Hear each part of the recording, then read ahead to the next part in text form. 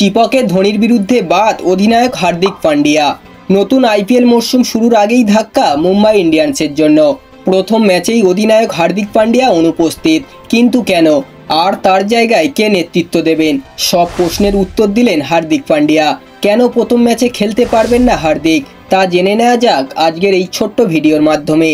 আপনারা যারা যারা ক্রিকেটকে ভালোবাসেন ভিডিওটিতে একটা লাইক করবেন এবং 2025 আইপিএলে আপনাদের ফেভারিট দল কোনটি অবশ্যই কমেন্ট করে জানাবেন।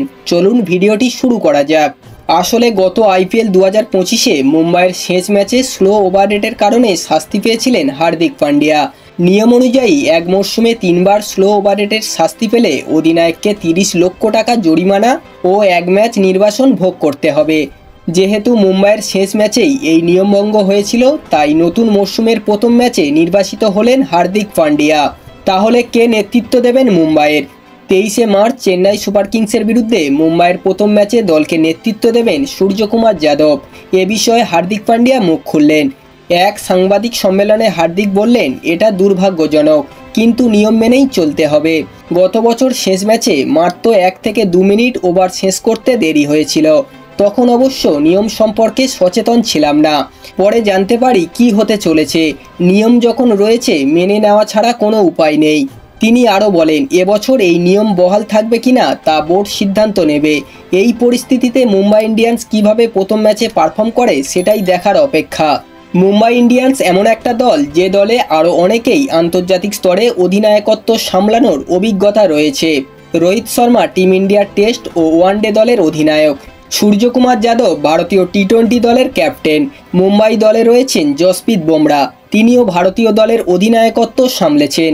এ ব্যাপারে নিজেকে ভাগ্যবান মনে করছেন পান্ডিয়া। তার কথায়, ভাগ্যবান যে সঙ্গে 3 জন অধিনায়ক খেলছেন, যা আমার আত্মবিশ্বাসকে এক ধাক্কায় অনেকটাই বাড়িয়ে দেবে। কোনো দরকার পড়লে এই 3 জনের কাছে যেতে পারবো। 3 জনই ভারতকে নেতৃত্ব দিয়েছে, তাদের অভিজ্ঞতাও প্রচুর, তারা অবশ্যই আমার পাশে দাঁড়াবেন। নিষেধাজ্ঞা নিয়ে হার্দিক বললেন, এটা আমার হাতের বাইরে। গত বছর যা ঘটেছিল তা খেলারই অঙ্গ। 2 মিনিট দেরিতে আমরা ওভার শেষ করেছিলাম। এর পরিণতি কি হতে পারে সেটা তখনই পুরোপুরি বুঝিনি, কিন্তু নিয়ম তো নিয়মই, তা মেনে চলতেই হয়। গত আইপিএলে মুম্বাই ইন্ডিয়ান্সের অধিনায়কত্ব নিয়ে কম ডামাডোল হয়নি। মুম্বাইয়ের হয়ে 6বার আইপিএল জয়ী অধিনায়ক রোহিত শর্মাকে সরিয়ে ক্যাপ্টেন্সি তুলে দেওয়া হয় হার্দিক পান্ডিয়ার কাঁধে। তারপর যখনই তিনি ওয়াংখেড়েতে নেমেছিলেন ততবার ধিক্কার জানিয়েছিলেন ভক্তরা, এমনকি কুকুরের সঙ্গেও তুলনা করা হয়েছিল। তারপরই টি-20 বিশ্বকাপে স্বপ্নের প্রত্যাবর্তন। শেষ ওভারে বিশ্বকাপ জিতিয়ে হার্দিক পান্ডিয়া হয়েছিলেন নায়ক।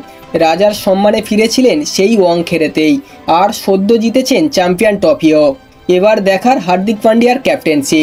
29শে মার্চ আহমেদাবাদে গুজরাট টাইটান্সের বিপক্ষে মুম্বাই ইন্ডিয়ান্সের দ্বিতীয় ম্যাচ খেলতে নামবে হার্দিক পান্ডিয়া।